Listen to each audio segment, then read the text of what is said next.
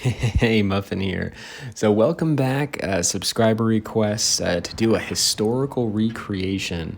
Ended up not having people remove the camos or having people not use consumables in this. I think it was just normal in the way that they were using those. Everything else, trying to make it historically accurate. There was a range of different tanks used from the countries that were involved in this war, known as the Gulf War, and was a war waged by the coalition forces from 35 nations led by the United States against Iraq in response to Iraq's invasion of Kuwait, arising from oil pricing and production disputes. It was codenamed Operation Desert Shield, happened in 1991. And actually 1990 to 1991. It was August of 1990 that the Iraq army invaded and occupied Kuwait, which was met with international condemnation and brought immediate economic sanctions against Iraq by members of the UK Security Council. An array of nations joined the coalition, forming the largest military alliance since World War II. Most of the coalition's military forces were from the U.S., with Saudi Arabia, the United Kingdom, and Egypt as leading contributors in that order. Kuwait and Saudi Arabia paid around about $32 billion of the $60 billion cost. So, honestly, rough war. I actually had known some people in the past that had fought in that during the time. I've had some friends that had fought in more recent battles and disputes with our forces being where they were, and definitely a rough time. Not really good for anyone.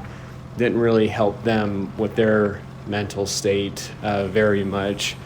But in Blitz, in trying to recreate this, originally the subscriber wanted to use the Mirage map. May that map rest in peace, unfortunately. However, I think a lot of people actually didn't like that map. So for a desert map, we decided to use Oasis Palms.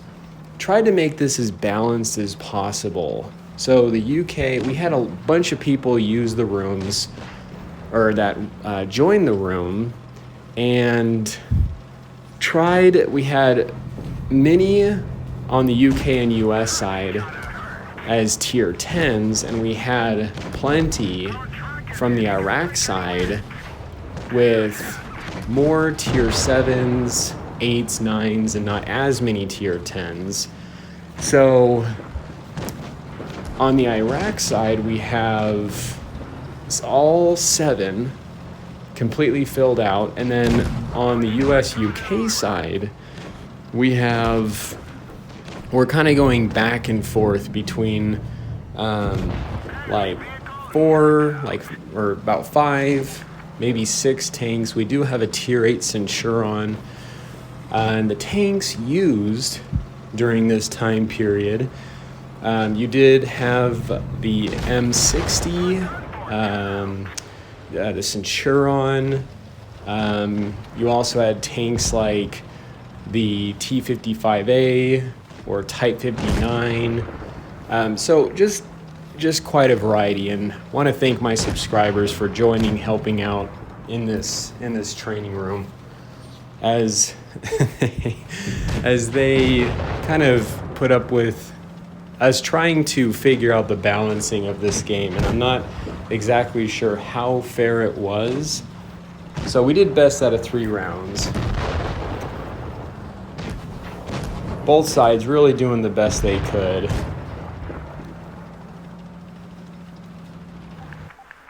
And really smart, focusing on the higher tier tanks.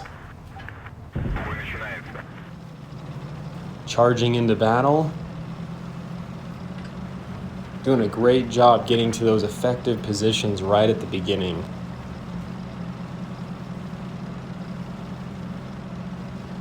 A lot of these tanks on the Iraq side made up of light or medium tanks, and really taking advantage of these key positions.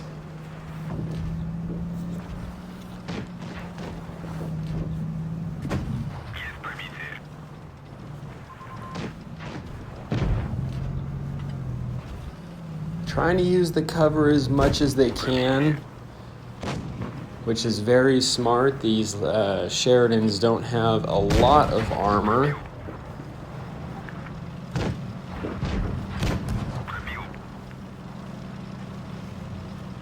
We got the tank chase. Of course, it's always rough trying to look one way and then end up running into a rock. I know how that is.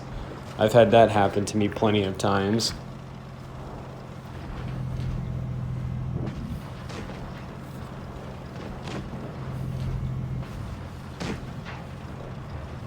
So in this one, there were some that we had more tier 10s than others. I think on the Iraq side, we only had 2 tier 10s. But I think the power of numbers had really taken this one. So anyway, hope you guys enjoyed the vid. This is the Muffin here. Stay cool and keep tanking.